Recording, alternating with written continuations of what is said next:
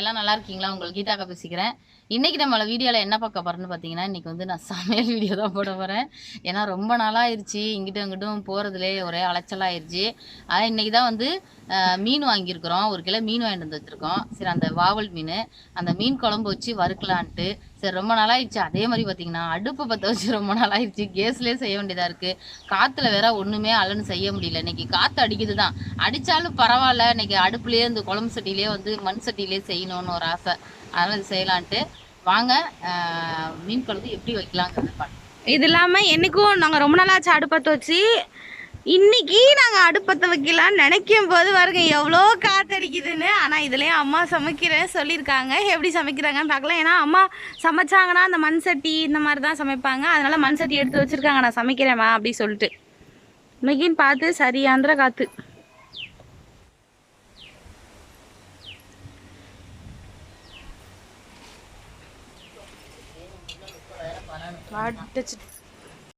அடுப்பத்தை வச்சாச்சு, சட்டி காய வச்சாச்சு. என்னென்ன பொருள் வேணுமோ எல்லாமே இங்கே எடுத்து வச்சுருக்கோம்.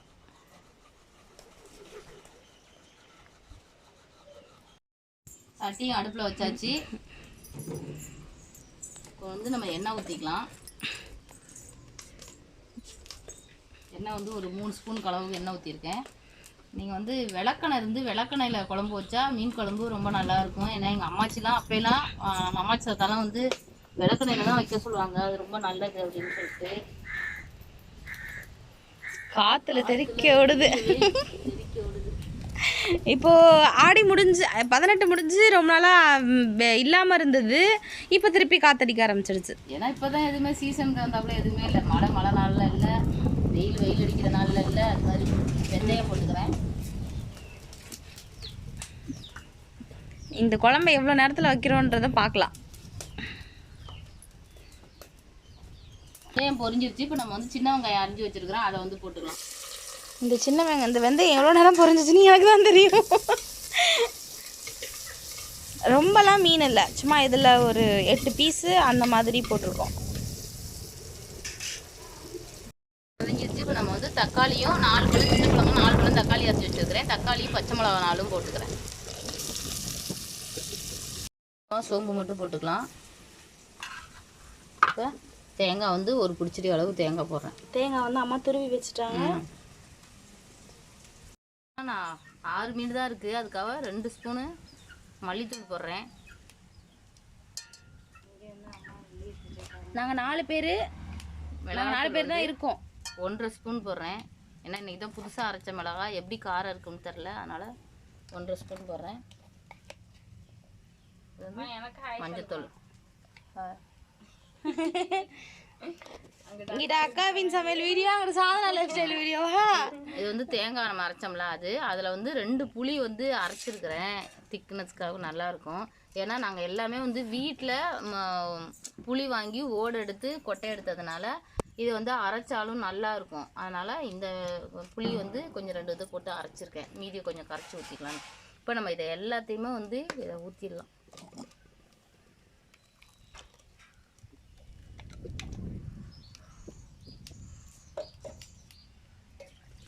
இங்கிட்டு வெங்காயம் தக்காளி பச்சை மிளகா நல்லா வதங்கிடுச்சு. அதனால் கொடியடுப்பில் போட்டு வச்சுட்டு அம்மா வந்து இப்போ புளியெல்லாம் கரைச்சிட்டு இருக்காங்க. இப்போ புளியும் கரைச்சி புளி ஊற்றிக்கலாம். நான் ஏற்கனவே சொல்லியிருக்கேன், ஒவ்வொருத்தவங்க ஒவ்வொரு மாதிரி செய்வாங்க. எங்கள் வீட்டிலே நாங்கள் 4 பேர் 4 விதமாக செய்வோம். ஆமாம், நான் 2 டிஃப்ரெண்ட்டாக செய்வேன். இருந்தாலும் இது எங்கள் மாமியார் வீட்டுக்கு வந்த பிற்பாடு நான் இது வச்ச குழம்பு. அம்மா வீட்டிலலாம் கொதிய வச்சு போடுவாங்க. எங்கள் அம்மா வந்து கொதிய வச்சு ஆக்குவாங்க. சரி, மாமியார் வீட்டில் செஞ்சது மாதிரியே நான் ஃபஸ்ட் டைம் போடுவோம். தேவையான அளவு உப்பு போட்டுக்கலாம். மாங்காய் போடலாமா? இன்னும் மாங்காய் இனிமேல் தான் வெட்டணும். இப்போ வந்து கொத்தமல்லி தூள் தலை போட்டுக்கிறேன். கருவேப்பிலை நல்லா சுருள வதங்கிடுச்சு. இப்போ வந்து குழம்பு தான் எடுத்து ஊற்றிக்கலாம். இது மீனுக்கு மேலே குழம்பு தண்ணி இருக்கணும், அப்போ தான் சரியாக இருக்கும்.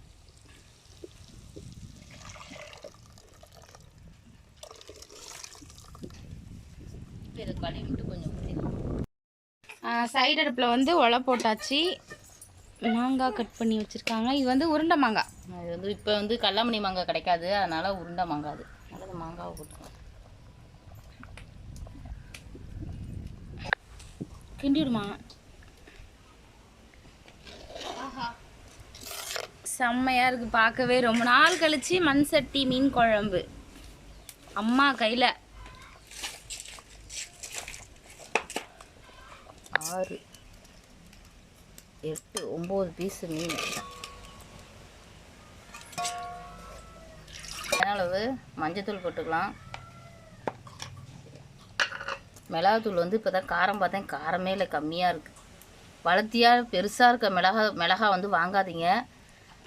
ஊசியாக மெலிசாக இருக்குது பாருங்கள், அந்த மிளகா வாங்குங்க. அப்போ தான் வந்து காரமாக இருக்கும். நாங்கள் பெருசாக பட்டையாக இருக்கும் காரமாக இருக்கும்னு சொன்னாங்கன்னு வாங்கினோம், காரமே இல்லை. அதனால் நீங்கள் அந்த மாதிரி மிளகா வாங்கி அரைக்கிறதா இருந்தால் அந்த மாதிரி வாங்கி அரைங்க. உப்பு எடுத்துட்டு உப்பு போட்டுக்கலாம்.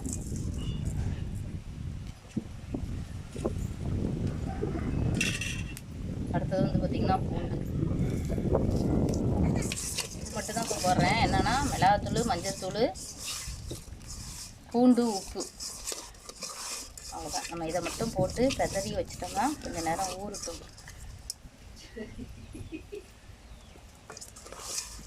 இறக்க போகிறோம். இறக்குறதுக்கு முன்னுக்கு லைட்டாக சும்மா கொஞ்சமாக அவ்வளோதான் எண்ணெய் ஊற்றி இதுமாரி குழம்பு வந்து இறக்கி வச்சிட வேண்டியதான். இறக்கி மூடி வச்சிடலாம்.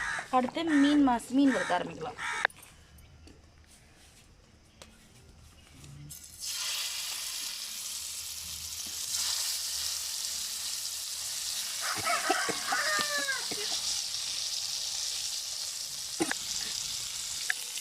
இன்னைக்கு வந்து தோசைக்கல்லில் போட்டு எடுக்கிறோம். எப்போதும் எண்ணெயில் தான் போட்டு எடுப்போம் இந்த வாவல் மீன் செய்யும்போது. இன்னைக்கு வந்துட்டு தோசைக்கல். அப்படியெல்லாம் இது மாதிரி தான் தோசைக்கல்லில் தான் போட்டு எடுப்போம். அதுதான் சூப்பராக இருக்கும். இப்போ தான் நம்ம எல்லாம் எண்ணெயை ஊற்றி எடுக்கிறோம். ஏன்னா இது காரம் லேட் ஆகும், ஒரு சைடு வேகாத மாதிரி எங்களுக்குலாம் இருக்கும்ன்றனால நாங்கள் இதை செய்கிறதே இல்லை. இன்னைக்கு செஞ்சு பார்ப்போம் எப்படி இருக்குன்னு பாருங்கள். செமையாக இருக்கு. எங்கள் பரமேசத்தையும் இப்படி தான் செய்வாங்க. அவங்க செஞ்சாலும் எங்களுக்கு ரொம்ப பிடிக்கும்.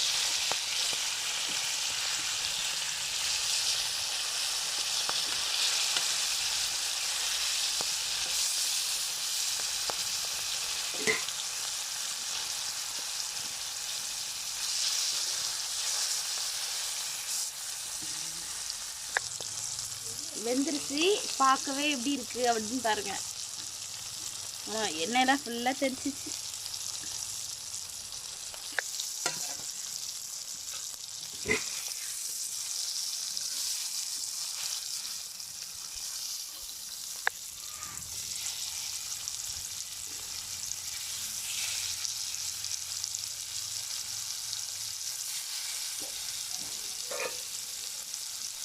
அடுத்த மீனையும் போட்டாச்சு. வந்து பொரிச்சு எடுத்துட்டேன். இந்த பூண்டு வந்து சாப்பிட்டோம்னா சூப்பராக இருக்கும். நம்ம சோறு தொட்டுக்கையில் மீன் தொட்டுக்கும் போது இந்த பூண்டு தான் எடுத்து தொட்டுக்கலாம். மீன் வந்து இப்படி பூண்டு போடும்போது நமக்கு வந்து நல்ல வாசனையாக நல்லாயிருக்கும். மீன் வறுவல், மீன் குழம்பு ரெடி, மீன் வறுவல் ரெடி. காத்துலேயும் அடுப்பில் வந்து நான் சமைச்சிட்டேன். இன்னும் சாதம் மட்டும் வைக்கணும். இப்போ எல்லாரும் சாப்பிட போகிறோம். நீங்களும் சாப்பிட வாங்க. அம்மா சமையல் ரொம்ப நாள் கழிச்சு சூப்பராக இருக்குது. காரம், உப்பு, புளி கரெக்டாக இருக்குது. அது மீன் சட்டியில் வச்சு அது ஒரு டேஸ்ட்டு தான். நம்ம இலையில சாப்பிட்டா அது ஒரு டேஸ்ட்டு தான். சூப்பராக இருக்குது. நீங்களாம் சாப்பிட்டு எப்படி இருக்குன்னு சொல்லுங்கப்பா. அந்த பூண்டோட நான் தான் சொல்லியிருக்கேன். அப்பாயி வந்துட்டு அத்தை வீட்டுக்கு போயிருக்காங்க. ஒரு வாரம் ஆச்சு. அதனால் நாங்கள் 4 பேர் மட்டும்தான் இருக்கோம். 4 பேர் 5 பேர் விசாகனோட சேர்த்து. விசாகன் அம்மா சச்ச மீன் குழம்பு சாப்பிட போறேன்னா என்ன இருந்தாலும் 5 பேருக்கு கொண்டு என்ன தம்பி. ஜெய் விசாகன், ஜெய். ஹாய். இங்க பாருங்க அம்மாச்சி பாருங்க. எங்க பாத்து சாப்பிடுறேன். ஹாய்.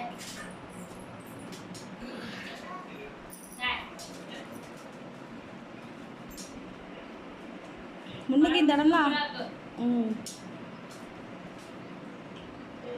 முன்னுக்கு இந்த இடம்லாம் ஃபுல்லாக இருக்கும். கதிர், கோகுல் எல்லாரும் ஃபுல்லாக இருப்பாங்க. கோகுல் வந்து வேலைக்கு போயிட்டான் கன்னியாகுமரிக்கு. அதனால கோகுல் வந்து இல்லை. அதனால கோகுலில் வீடியோ எடுக்க முடியல.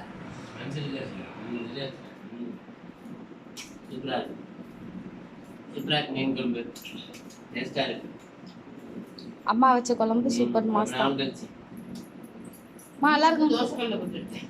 சாதனா எண்ணெயில போட்டு. அதாக்கா சாதனா வந்து சாப்பிட்டது ஓகே சூப்பரா இருக்கு. அவ்வளவுதான். இந்த வீடியோ பிடிச்சிருந்ததுன்னா லைக் பண்ணுங்க, கமெண்ட்ஸ் பண்ணுங்க. Okay bye. பாய். எல்லாம் நீங்களும் சாப்பிட. மண் சட்டி அடுப்புல இன்னைக்கு ஃபுல்லாவே அடுப்புல சமைச்சதெல்லாம். இந்த மீன் வாவல் மீன். பாவல் மீன் எப்பவுமே வந்து எண்ணெயிலே வறுத்து பழகிடுச்சு. இது புதுசா இருக்கு, சாப்பிடவும் நல்லா இருக்கு, டேஸ்டா இருக்கு. எண்ணெயில பொரிச்சு எடுக்கிறத விட நம்ம தோசைக்கல்ல போடும்போது மீன் வந்து அது ஒரு மாதிரி சாஃப்டா இருக்கும். Okay bye. பாய். ம்